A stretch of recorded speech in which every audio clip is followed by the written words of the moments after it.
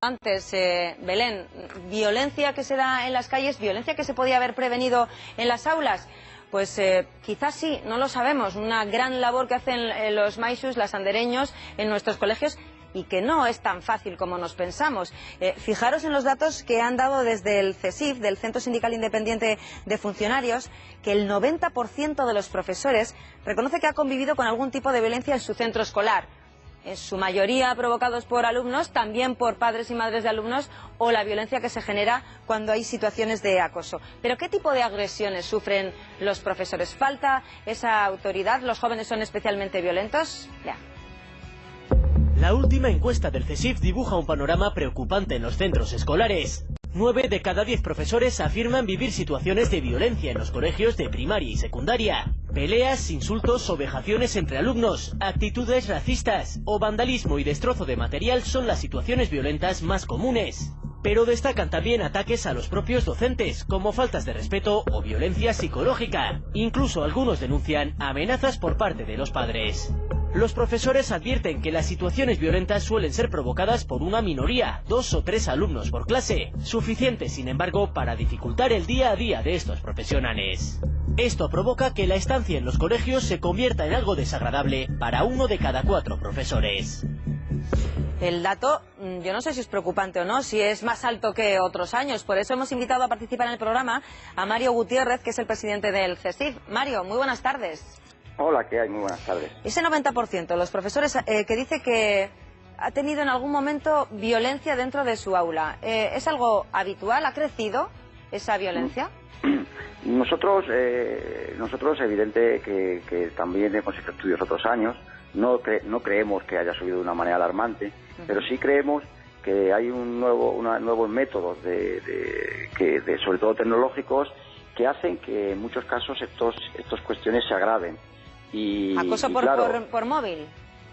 A ver, nosotros entendemos que o sucede, y así hemos hablado, incluso con la Fiscalía de Menores tuvimos un encuentro en la cual, así de forma tertulia, por así decirlo, nos comentaba que muchos de los casos que antes sucedían y que evidentemente eran regaños o una discusión entre 2 niños o 2 alumnos quedaba entre ellos, pero claro, cuando ya se traspasa a las redes sociales y los padres o los entornos ven grabado o ven todo esto, pues lo que se podría haber convertido en una discusión y que se podría haber discutido en el ambiente mismo privado, pues se convierte en algo público, Mario, agravando todo mucho más.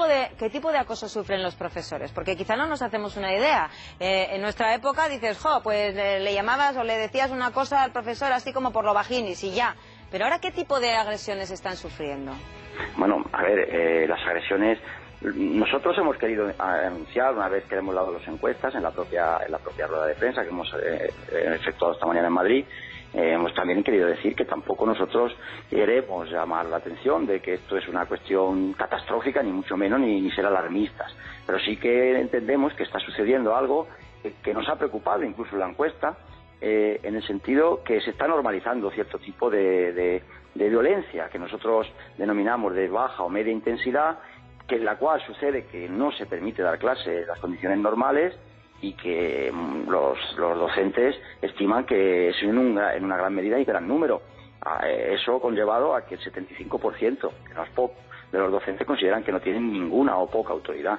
Entonces, nosotros, en los casos graves... ¿Y eso de quién es la culpa, Mario, de que no haya autoridad? Porque hay algunos padres que dicen, no, es que los profesores ahora no se imponen. ¿O es que vienen con la lección no aprendida de casa? A ver, yo creo que en sociología, en cualquier estudio sociológico, y la educación también es una cuestión, una ciencia social, una ciencia sociológica, otorgar una causa-efecto en un solo principio, en una sola causa, verdaderamente es muy complejo. Lo que sí que no podemos admitir, ni admitimos, que los profesores nos imponen. Yo creo que todos podemos entender que la posición que tiene un profesor delante del aula tiene que verse refrendada con su autoridad, por así decirlo, sus órdenes tienen que ser refrendadas después por la familia, el entorno, la sociedad, etcétera. Si hay dudas, y ha habido muchos años y muchas cuestiones en que ha habido dudas de esa autoridad del profesor, y algunos padres cuestionan esta autoridad, claro, va mermando su autoridad. No tenemos en cuenta que cuando un profesor se duda una sola vez de su palabra y el niño es consciente de ello, la merma y el daño que se hace al propio alumno es mortal. Entonces, y es más habitual de lo que nos pensamos, que los padres y madres digan, no, es que mi niño tiene razón, es que usted es el que le tiene manía.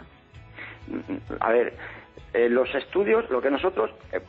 yo desde luego, en mi trabajo, antes de decir, yo soy docente, claro está, y en mi experiencia he tenido casos en ese sentido. También lo que en el propio informe se ve, la mayoría de los profesores muestran satisfacción con la relación con los padres. Claro, sí que es cierto que existe un sesgo bastante importante entre la percepción que tienen los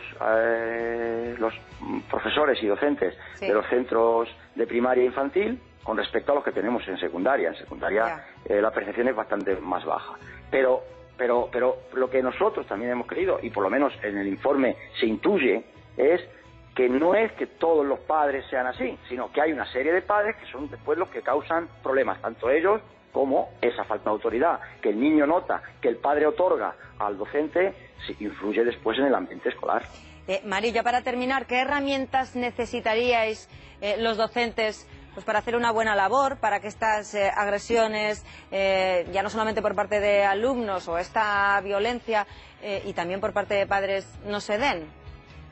Nosotros hemos significado algo esencial. Lo primero, un estatuto docente, donde se exponga legalmente, por supuesto, los derechos y deberes que todo profesor tiene que tener en todos los ámbitos de su trabajo y de su labor. Eso para nosotros es esencial, que da esa seguridad jurídica, da esa seguridad de qué puede hacer o qué no puede hacer ante el aula en la que se enfrenta.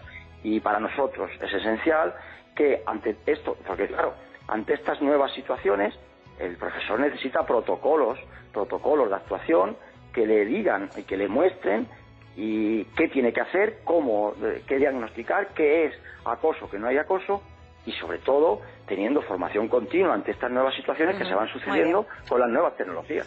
Pues Mario Gutiérrez, el presidente del CSIC, gracias por desgranarnos este informe y por su experiencia como docente. Un saludo. Muchas gracias a ustedes.